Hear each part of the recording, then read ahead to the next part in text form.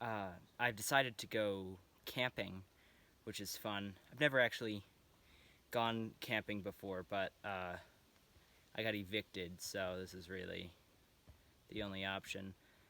A lot of my friends were asking me, like, just stay over at my house. You're gonna die, please. But when you're as experienced in the wilderness as I am, really anywhere can be your bed. This is perfect. I think we found our camping spot. So obviously, our first step is gonna be to make fire. Um, I was kind of expecting that there would be lighters or something out here, so don't really know what I'm gonna do. I saw this on Mythbusters once. See if I can remember any old campfire songs. I got one. Okay.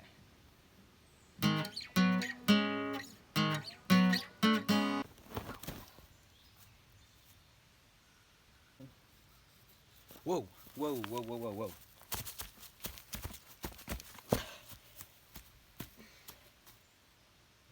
Wait, I bought this off of a guy that I met in the woods.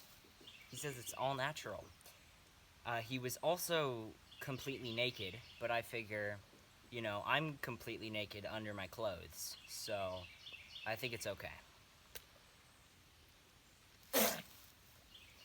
Why does everything I drink have poop in it?